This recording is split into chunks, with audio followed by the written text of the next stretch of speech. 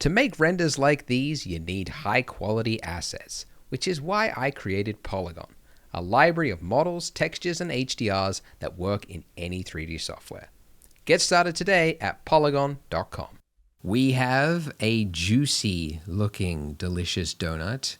Now it's time to talk about rendering and lighting and shading and everything else. So as I explained at the start, if you go and you hit a render, it will take a snapshot of what you've got from the point of view of the camera. Now, it has done that. It just so happens our donut is really, really tiny because when we scaled down our donut, we didn't change the light or the camera. So to bring this camera in here, there's a couple of ways you could do it. I mean, you could just, drag it in and try and manually position it. The way I like to do it is I get my view where I like it, like where I want my camera, like this. And then I hit the, let me turn on the screen keys too. I hit the hotkey Control-Alt number pad 0, and that will snap the camera to that location. Alternatively, and this is something that users of other 3D software is most familiar with, in your properties, so I just hit N to bring up properties. Under view, you can click camera to view. And then when you move like normally, like orbiting around your scene, the camera will stay locked to it. If you don't have that checked, if you're looking through the camera and then you just start panning, you can see you've broken it, right? And now the camera is there. So doing it like this means that you can basically put your camera, position it wherever you want it, and it'll always stay locked. Some people leave it always locked. Like I work with a guy who's like learned 3D with 3ds Max, and that's what he's familiar with. He just leaves that checked. To me, it's weird. I hate opening up a scene and seeing this, so I always uncheck it, but it's up to you. Anyways, okay, position my camera there. I hit render. All right, the light is really far away. Let's bring the light in to be somewhere close by. Here's another hotkey that's actually pretty convenient in this case. The lamp's all the way over there. Our donut is there. If you hit Alt-G, that will actually snap any object, any selected object to the center of the 3D viewport, which is where these axes lines intersect, which just so happens to be where our donut is. So I'll just move this over here like that, just so we've got like some basic directional light left to right.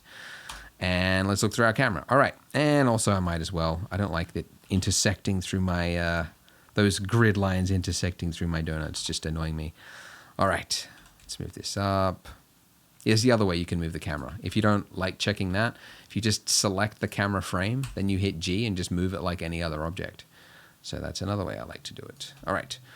Okay, so now hit F12 to do a render. Okay.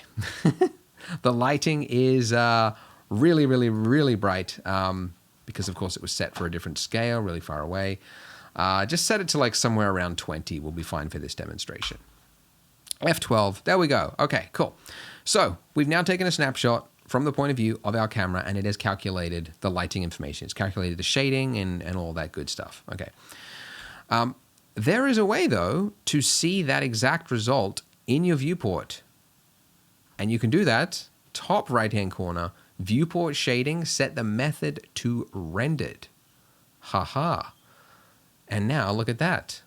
We have the exact same result as if we were to hit F12, but we have it in real time as we pan around. So this is the rendered view mode. You can also change this at any point just by holding down Z or Z on your keyboard and just dragging out. So solid view, that's the one that we've been using up until this point. There's also wireframe, and this will just show you the mesh, which is handy sometimes. Pretty similar, by the way, to this one, X-ray, but just different. And then you've got material preview, which is, it's used for material previews. It's basically, it uses like an HDR light. So instead of the lighting that you've got in your scene, it's just like a quick way to preview materials because it uses an HDR so you can see reflections and everything else to quickly test things. But rendered, there you go. We've got rendered. So how is it that we're able to, like see things in real time and whatnot? Because rendering is normally a very intensive process for the CPU and the processor. It has to calculate all this lighting and shading information. And that is where we need to talk about render engines. By the way, the size of this camera is bugging me. I'm just going to change the viewport display of this Won't make any difference to a render. It's just for the viewport, just something more reasonable. Okay, render engines. Okay, so what we're looking at right now with this is the Eevee rendering engine. Okay, this is a render engine that Blender comes with. So what on earth is a render engine? So 3D software, technically it's just for creating meshes and animations and everything else. Rendering is often used. You use a third-party tool, or you pay a company. So basically, there are a whole bunch of render engines out there. You've got V-Ray, Arnold, Redshift, Corona, Octane. Those are sort of the big five, and then also Cycles and Eevee. Cycles and Eevee are what Blender comes with. They're built-in rendering engines, and you can swap between them right here. You've got Eevee and you've got Cycles. Workbench, just ignore that. That is a it basically takes a, like, you hit render and it's the exact same result as if you're in solid view mode, like the viewport kind of thing. It's used for basically like taking screenshots, essentially, for like breakdowns and things. Okay, so Eevee. Eevee is a real-time rendering engine. If you've played with Unreal Engine, Unity, if you've played with sort of any 3D tool that has sort of shading information in it in real time, you're able to see things in real time, that is a real-time rendering engine. Cycles, if we switch to Cycles, you will notice something. It takes longer, and you get this grain that appears over everything, okay? And also, you will probably notice it is slower, okay? It is no longer real-time. You can see that it's sort of lagging here. Cycles is some people call it an offline rendering engine. It's also a path tracer, that's the more technical term, or ray tracer. What Cycles is doing that Eevee is not is it is calculating light bounces. Okay, so you can see in here, and you'll see this difference. If I swap from Cycles, so this is Cycles. Now see how light it looks inside here? If I swap to Eevee, watch what happens. It's just dark, all right? There's no light that's entering into that area there, okay? So the advantages that you get with a real-time engine like Eevee is that it is real-time. When I hit render here, I get a result in less than a second. In fact, it should be real-time, really, because it's real-time. If I wanted to do it in Cycles and I was to hit render, I would see it has to whir through it. It's also counting samples here, and it's giving me a result in 4 seconds. All right, so that is a huge difference, and that's 4 seconds is the fastest ever. It escalates from there, okay? But you get better results with Cycles. So it really depends on what it is you're using it for. Some people swear by Eevee, they just love it, especially if you're doing like non-photorealistic work, like motion graphics, advertising sometimes. What else? Cartoony, stylized things, you can kind of get away with it. I just love Cycles because everything sort of works. The thing about Eevee is that you often have to change things to tweak it to make it look realistic, whereas Cycles is realistic from the start. Okay, but let's, one other thing, because if you're using Cycles, also, you might find it is really incredibly slow. And that might be because you're not using your GPU. So there are two ways to render. One is with your CPU, and that would be set to none if you're using your CPU. The other way is to use your GPU, which would be clicking one of these things. So CUDA and optics are what you'll see if you have a NVIDIA graphics card that is compatible. I have two Titan RTXs, yay me. I want to get two 3090s. I'm no longer top dog. I want to upgrade, but I'm waiting for the prices to go down. You'll only see these options if you've got a NVIDIA card. I have never seen HIT before. Oh, okay. All right. It's the AMD one. Okay. So they're jumping in. That's good. Okay. So there are some options out there. So if you have a compatible card and you see those options, definitely use it because more than likely it'll be miles faster than CPU rendering. For context, let me show you. CPU on my CPU rendering, you can see it's going to take a while. I'm already past 4 seconds and I'm not even a 10th into it. Not even 100th. Okay, it's getting faster. All right, it's speeding up because you can see it's figured out. Okay, so 16 seconds. So it's 4 times as long on my CPU. Now, obviously, that will change wildly depending on your hardware. Yeah, okay, and what's the difference between CUDA and optics, by the way? If you've got both, use optics. It's the newer one. It's only for newer cards. It's more compatible, and it will be faster. CUDA is older compatible, so you might not see it if you've got an older card. But use optics if you've got it. Okay, but let's swap it back to Eevee, because I know that some people will want to use this tutorial just for Eevee, because not everybody has a graphics card or anything that can really perform it, and you might just have to use Eevee. So I'm going to show you how we can get this working with Eevee. First of all, let's add in a mesh so that we can see how it's going to look with shadows. Okay, this is where Eevee falls apart. It's shadows. Or it doesn't really fall apart. It's where you need to start tweaking things. Cycles will just work.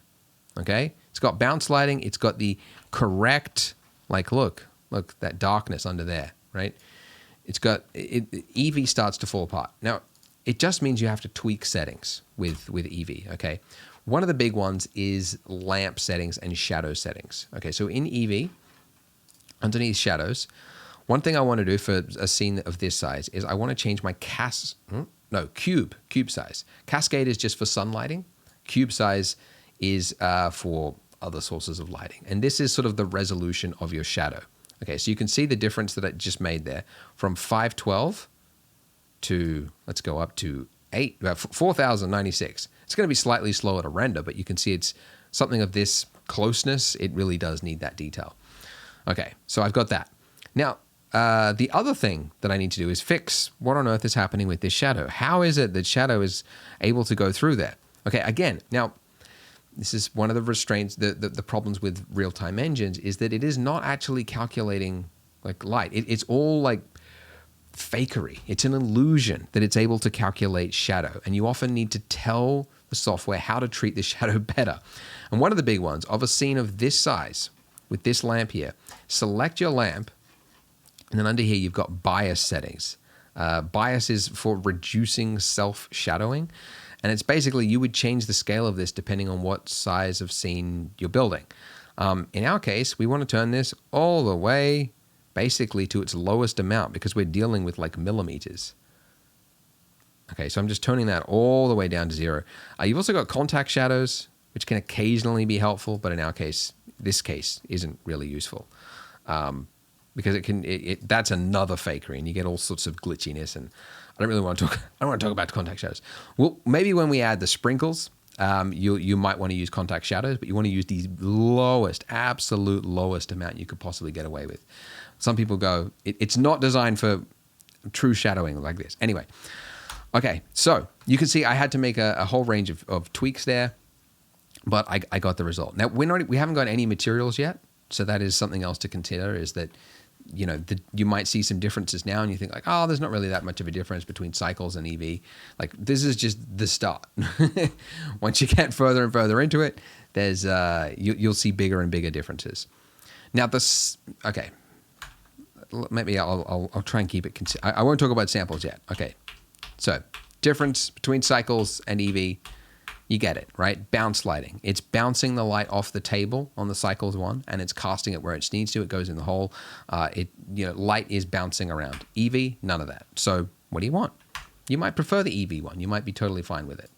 Something you have to do with Eevee, for example, is ambient occlusion, which will calculate basically in crevices and things. It will do what Cycles does by default without needing to use that, right? That darkening of the effect there. So again, Eevee, you got to turn on things to try to make it look realistic, whereas Cycles is realistic by default.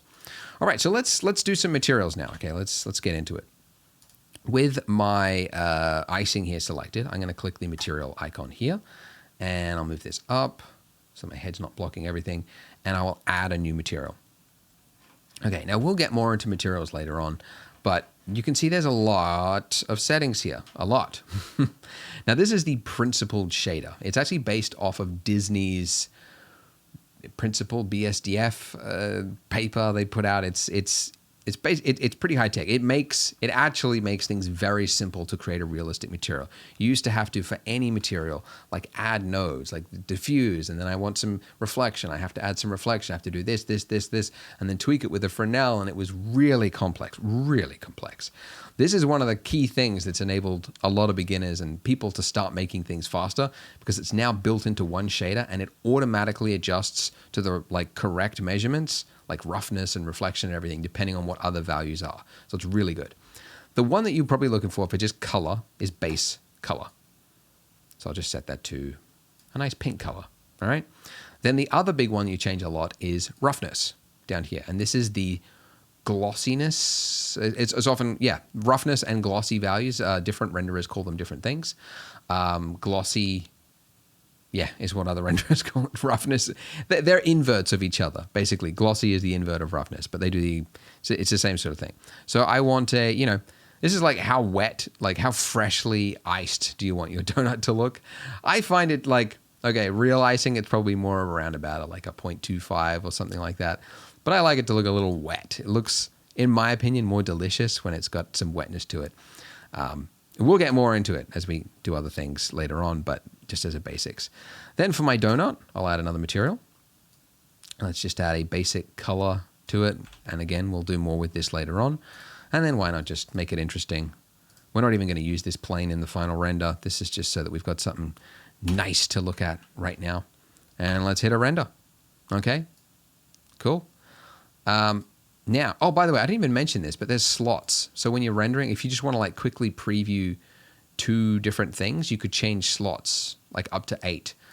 So if you want to open up a new slot, you just switch to that slot first, and then you hit render, and then it'll save it into that slot. In my case, I'm going to put it in slot 2 again to override my cycles one, and I'll switch back to cycles. Okay, now the plot thickens. We have true reflections with our cycles rendering engine. Okay, it's ray tracing. Okay, so it's calculating the reflection of the end of our plane here, and you can see we've got some shine there. Now you can do that with Eevee, thank goodness, by turning it on. So again, some things you have to turn on. Screen space reflections. And now you can see I've got a little bit of reflections coming off it. Okay. Something else you might want to turn on is bloom. That is sort of what would you call it? Like glare, maybe? Glare. I'm not really an Eevee guy, to be honest. I don't use it that often, but it's something you could turn on to add a little bit of glare to it or something like that. But there you go. So we got that, and then we got the cycles one, and it's, you start to understand it. Okay. Now let's add in something of this scale and of this material quality, which is icing, which if you've ever looked at my ear, for example, or anyone's ear in direct sunlight, you can often see through it. Can I get it so that you can see through it? Nah. Okay. But you get like, you see like the blood vessels and like your ears glow red in sunlight, right? That is scattering. It's light that is scattering through a surface. You see it, like that's the example everyone gives, an ear, but also you see it in things like a glass of milk. You see light start to like enter into it and sort of diffuse through the milk. Well, something of this scale and this type of material does the same thing. And it kind of feels hard, like the donut feels hard, like it's almost like it's made of concrete or something. It's because it doesn't have any of that scattering. So that is this value, subsurface scattering.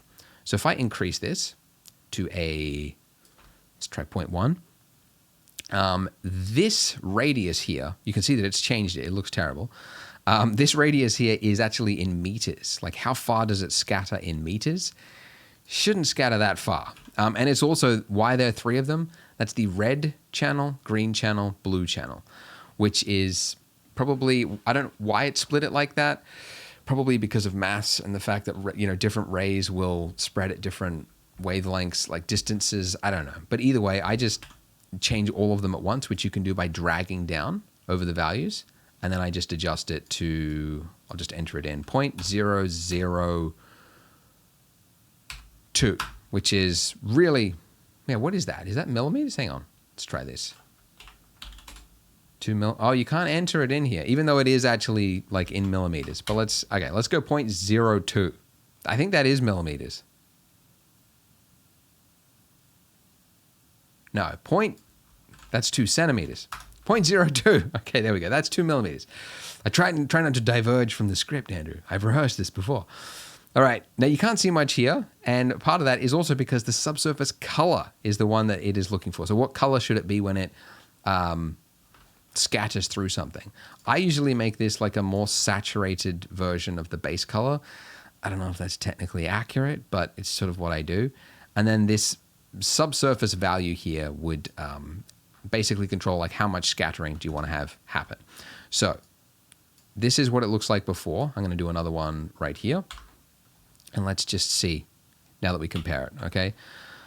So not much difference. And look, it's pretty hard to tell on something of this type of material. You will notice it a lot better when we've got the sprinkles on top, because we'll be able to see the shadows and everything like that. But you might be able to see a little bit there. I don't know. Anyways, then I'll do another one with cycles, because why not? And I'm going to be sticking to cycles for the rest of the tutorial, until maybe the end. I'll try and sort of make it more compatible towards the end. But I generally try to stick to cycles because it does make it simple. And if you've got a card that can perform it well, it's pretty nice. It does. You will notice a difference, right, in overall quality with cycles. But again, I know it's not for everyone. So there are the two options for you. So, by the way, here's something else that you can do. So the material view that I mentioned, this preview mode, it is using an HDR, which is cool because you can see like the reflections on it and you can see the shape and you can understand how this would be helpful for building a material. You can tweak it and see everything in real time. It's great. If you change it to scene lights, it will take advantage of the lights that you have in your scene. And then if you check this button, Scene World, it is now taking advantage of everything, the whole world as well. So there is actually no difference between if you've got those two things checked and actually just using Eevee. So if I switch that to Eevee, you can see that I can swap between these. There is no difference. So what that means is I can keep my rendering engine to cycles. And then if I just want to preview everything in Eevee, I can keep it there, and then I can swap to cycles when I need it over here. Haha. Okay. I mentioned I was going to talk about samples. So that's what this grain is, okay? So the way path tracers work is that, oh God, how technical do you want to get? It's a Monte Carlo Russian roulette system where it's, it gets really, really complex. But basically, it samples, it starts grainy and then it gradually refines the image to try to arrive at a repeatable, predictable result, basically. So you can see it's starting to get grainy and then it eventually resolves and it says rendering done. So it says rendering done when it has reached its max samples right here. And you can see there are two settings here. You've got viewport and you've got render. So when I hit render, that's why it was taking a little bit longer, because the max samples is 4 times as high. Now, for something of this size, you don't need that many samples. In fact, yes, there is grain here, but there is a secret weapon that we have not engaged yet, and that is the Denoiser. So the Denoiser it's using AI to try to smooth out the image without having to arrive at that final image, okay? So I can set my max sample to something low, like 100. And then when I move, you can see that previously it had to get to like 4,000 to try to like get rid of the noise. Now at just 100 samples, it's cleared it all up. It is miraculous. This is one of the biggest, what NVIDIA did, and I'm sure it wasn't just NVIDIA, a whole bunch of companies create different denoisers. But introducing this to all the softwares for people that have NVIDIA cards, that's why they did it for free, was one of the biggest leaps forward for rendering, honestly. Like the fact that you can now just render with cycles at a low sample count means that it's crazy. You can use it for so much more now. This one's going a little bit. But anyways, so that's viewport. Now, here's the thing. With the viewport, you'll notice that watch how slow the samples climb up when you've got denoising turned on versus when I turn it off. Okay, so the denoiser, by the way, you can change the denoiser to be CPU based and it'll be really slow. That's the Intel Open Denoiser one. Automatic will use basically optics if you have a compatible card, or you can just set it to optics. But anyways, it will slow it down because it's trying to do a denoise as well as sampling, and it's slowing it down. It is nice, but yeah, it will slow it down. So what I like to do is set the starting sample to something high, like 50. And then that way, at least it gets through all, like, because at the lowest value of like 1, like it's too noisy to understand anyway, like to try to start it then. So I set it at 50, and then that way I can move around and it won't slow down the grain clearing up, basically. And that's viewport, so I'm going to do the exact same thing over here. Denoiser, I'll set it to optics. Thank you very much. That's interesting. I didn't actually know that that was defaulting as the Intel one. Who knows? It doesn't really matter because the Intel one is slower, but it's only doing it once when you're hitting render. So it's probably not that big of a difference whether you use that or that. But anyways, then I'm going to set my rendering engine, my max samples of my engine to 100 as well. And let's see how fast it does this. Okay, here we go. Compared to the 4,000 samples before, it's now doing it in 3 seconds. Okay? And how long was the... Yeah, so obviously it is still much slower than the Eevee one, because the Eevee one is real time. But like 3 seconds? That's pretty dang fast. That's not bad. So it's not big of a difference. I probably should have also mentioned these sample settings, it is a cycles only thing. Yes, there are samples in Eevee. It does say sample counts, but it's a different sort of sample. It's not the same. Like, it's basically samples are a concern with cycles, really, mostly. So that's really, you see a lot of people caring about samples because the higher the samples you go, that's like, it's going to go longer and longer and longer to clear the grain, basically, right? If I turn off the denoise thing, right? If I set this to 0, it's just going to keep rendering forever and ever. Oh, no. Oh, because of noise threshold, it's now actually arriving at a result. But you could just leave it going forever and ever and ever.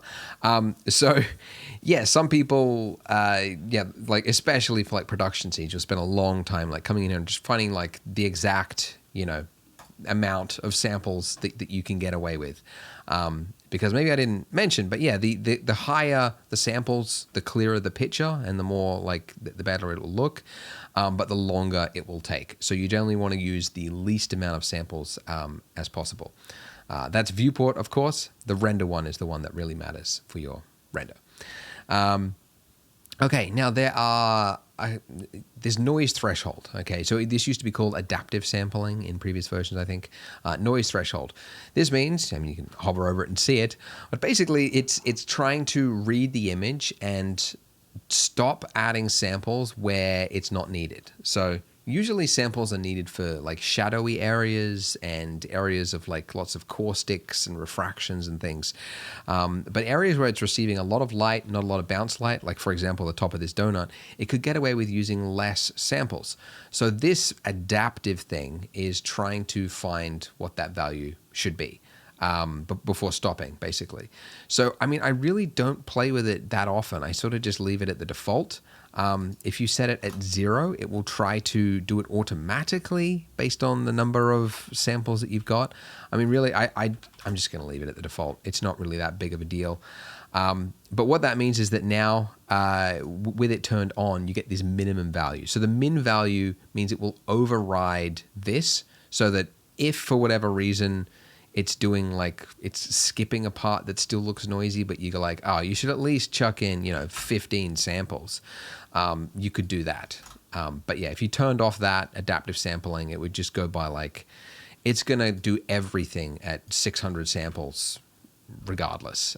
So this will do it like that. Anyways, for something like a donut, look, we don't need to go that high. Like 100 or 200 I might use for my final, but that's probably it. It doesn't need to be that much. Oh, and 3.0 now has a new feature of time limit. So if you just want to like override all of these settings basically and go like, I only want to give you 2 seconds to render. So whatever you can do in 2 seconds, like do it. Not including scene build time, so that's why it's still over 2. But you can let's try that. Maybe go 1 second. You could do that if you wanted. There you go. Anyways, that's a little bit about rendering, everyone. So as I said, I'm going to be using cycles for this tutorial to get the final result, but we're going to be building it in Eevee. So you can render in Eevee. If you just want to stick to Eevee, go for it. You'll find that it should look fairly well. I'll be swapping to it every now and then, so I might be adjusting some of the settings later on. But if you want to use Eevee and stick to it for the final image, you are welcome to. But But yeah, that's a bit of rendering and materials and all that good stuff. So we're going to be delving into it far deeper as we go into it. But first, we're going to be adding some sprinkles. That's the next big hurdle for our donut project.